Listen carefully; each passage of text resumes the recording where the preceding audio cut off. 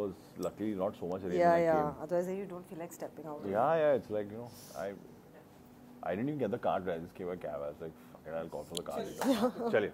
Role alright, तो सबसे पहले कांग्रेचुलेशन, कपस के लिए ट्रेलर आ चुका है एंड स्ट्रीमिंग भी हो चुका है एंड आप लोग की केमिस्ट्री के बारे में थोड़ा सा अगर आप लोग थोड़ा जानना चाहेंगे कि किस अंदाज में आप लोग इस बार दिखाई देने वाले हैं। विवाह प्रीति हमारी केमिस्ट्री अरे हमारी हिस्ट्री है बहुत. हम कॉलेज में भी साथ में थे और हमने कोविड इंजेक्शन भी साथ में लगाया. That's right. Funnily enough Right. हम वैक्सीन के लिए गया था और मैं देखता हूँ कि प्रीति बैठी हुई है. इट्स कोइंसिडेंस बट या. एंड मैंने जब इनको देखा सेट पे तो मैं ऑटोमेटिकली मैंने बोला ओह वाओ दैट्स अमेजिंग कि मैं इनको जानता हूँ. तो ऑटोमेटिकली मतलब एक पुराना बॉन्ड है और एक्सपीरियंस भी है इनको, तो कोई टेंशन नहीं है. मतलब जितनी भी कास्ट है हमारी केमिस्ट्री अच्छी थी. मुकेश भी बहुत पुराना दोस्त है. Sahil I met for the first time. Sahil से पहली बार उनके साथ पहली बार काम किया तो it was fun. It was great fun working with her. She is वो ऐसी एक्ट्रेस है जो आप जो भी टोन पकड़ते हो ना उससे बाउंस बैक कर लेती है. तो वो उसके ऊपर प्ले करके वो करती है. तो it's good fun to work with her. Definitely एक कंफर्ट लेवल था विवान के साथ. लेकिन जो रिलेशनशिप हमारी है शो में वो एक बहुत ही अनयूजुअल रिलेशनशिप है. और किसी भी हस्बैंड और वाइफ के रिलेशन. हाँ, I think they identify with it. मतलब ये वो वाली वाइफ है ना जो मतलब her name is Tania but she should been called ताना. बिकॉज़ हर चीज में ताना मारती. तो बट इट्स प्लेफुल. उनका हमारी जो केमिस्ट्री है वो प्लेफुल है. हम झगड़ा नहीं करते ज़्यादा और हम लोग वो भी जानती है कि वो एक कितना बड़ा ये एक प्लान है जो वो ऑलरेडी बाय इन कर चुकी है. She knows what she is in for. उन्होंने ऑलरेडी दिमाग में सेटल कर लिया कि ये मेरा पति है. ये ऐसी बट ये पहली बार उनको पता लगता है कि ये ऐसी घिनौनी हरकतें भी करता है. तो it's also shock for her. But how she adapts and how she settles with this entire thing कि वो कैसे अपने आप को मेंटली प्रिपेयर करती है. उनका भी बेटा है तो उनका भी कॉम्प्लेक्स रोल था कि वो भी जूझ रही हैं इस बात से कि हस्बैंड भी मतलब ये कर रहा है और she is worried about her reputation. There is a lot of things at stake. मुझे पड़ी नहीं है. मैं बेशर्म की तरह मुझे पता है कि कुछ नहीं होने वाला. मैं वैसा आदमी हो गया हूँ कि मुझे पता है कि मेरी पुरानी हरकत ये पहले भी कर चुका है और इसके बाद इतने पैसे इतनी पावर है कि उसको पता है कि कुछ नहीं होगा. तो उसका ये एटीट्यूड रहता है. तो ये हमेशा उसके साथ एक ये रहता है, टॉर्चर रहता है इसके लिए, मेंटल टॉर्चर कि ये सीरियसली क्यों नहीं कर रहा है, ये सीरियसली क्यों नहीं ले रहा है ये बात को. So that I think is one thing for her. नहीं बोल पाएंगे पैसे लिए इस बार, तो थोड़ा सा बताइए कि आप लोग क्या कुछ बोलना चाहते हैं, क्या कुछ नहीं बोलना चाहते हैं, किस बात के पैसे लिए. मेरा कैरेक्टर जो है बहुत कुछ बोल सकता है लेकिन वो चूज़ करती है कि वो ना बोले. क्योंकि वो भी एक किसी तरह पे जैसे कि हर इंसान होता है सेल्फिश भी है और एक सर्टेन स्टैंडर्ड जो उसकी लाइफ का है वो मेंटेन भी करना चाहती है. और वो जिस तरह से दुनिया की आंखों में दिखी है इतने साल, वो नहीं चाहती कि किसी भी चीज़ कोई भी चीज़ उस चीज़ को डैमेज करे. सो और हालांकि वो जानती है कि जो हो रहा है उसके अराउंड वो कहीं कहीं सही नहीं है और उसे हर्ट भी कर रहा है काफ़ी. और जो उसका रिलेशनशिप है वो उसे पता है परफेक्ट नहीं है लेकिन वो फिर भी चुप रहती है और एडजस्ट करती है, अडेप्ट करती है उसी तरीके से जैसे उसे the way she knows best. So बहुत ही कॉम्प्लेक्स कैरेक्टर है और मेरे लिए एक काइंड ऑफ रिस्की कैरेक्टर भी था क्योंकि एज सच ऑडियंसेस ने हमेशा मुझे एक सॉफ्ट और स्वीट रोल में देखा है. और इसमें जो आई वुड से कैरेक्टर थोड़ा ग्रे भी है. मैं तो पूरा ही ग्रे, मतलब ग्रे ब्लैक पर्पल शेड, मतलब जितने भी डार्क कलर्स है सब इसमें कर चुका हूँ. मेरे लिए बहुत जब मुझे ऑफ़र किया गया तो मैं थोड़ा सा सोच में पड़ गया कि मैं ये कर सकता हूँ कि नहीं, क्योंकि मैं खुद एक बाप हूँ, मेरा एक बच्चा है. तो मैं खुद सोच में पड़ गया कि ये कैसे मैं कर लूँगा, कैसे मैं कन्विंसिंग रहूँगा. कैसे प्रेजेंट करेंगे, मुझे बहुत सारे ख्याल आ गए। बट मैं जानता था कि मुकेश मुझे ऐसे किसी जगह पर नहीं भेजेगा जहाँ पर मैं गलत कर सकूँ। बट तो और जब मैं साहिल को मिला और मैं समझ गया कि प्रेजेंटेशन कैसे होने वाली, बिकॉज बहुत सारे लोग बातें करते हैं लेकिन जब प्रेजेंट करने जाते हैं तो कुछ अलग ही निकलता है। तो जब मैं समझ गया कि ये लोग कैसा चाहते हैं, कैसा प्रेजेंट करना चाहते हैं, तब मैं फुली कन्विंस हो गया ये करने के लिए। और जहाँ तक आपने कहा कि तो मैंने पैसे दिए हैं सबको चुप कराने के लिए। हाँ, जहाँ तक जैसे विवान ने काफ़ी मेरे कैरेक्टर के बारे में मैंने चेक साइन किया, इन्होंने पैसे दिए हैं। मैं भी आपको इनके कैरेक्टर के बारे में मुझे लगता है कि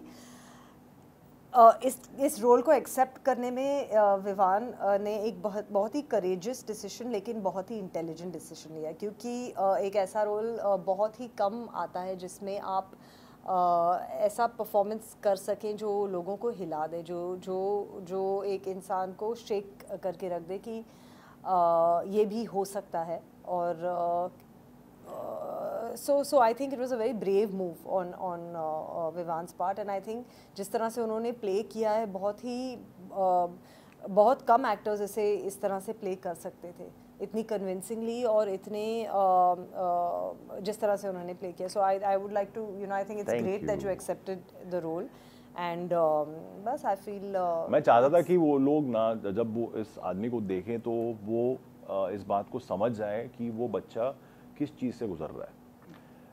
वो ज़्यादा इम्पोर्टेंट था मेरे लिए कि इसकी पावर, इसकी पर्सनालिटी, इसका डायनामिक, इसका जो चाल चलन है वो कैसे पब्लिक में बदल जाता है, कैसे वो कलर बदल देता है फट से और कैसे चेंज। और ही इज़ वेरी शार्प, बहुत शार्प है वो। 2-2 मिनट में अपने आप को बदल देता है। वो एक्टर ही है तो वो अपने आप को डिफेंड करने के लिए बदल देता है। आप देखेंगे, अब जब आप शो देखेंगे तो आपको समझ में आएगा।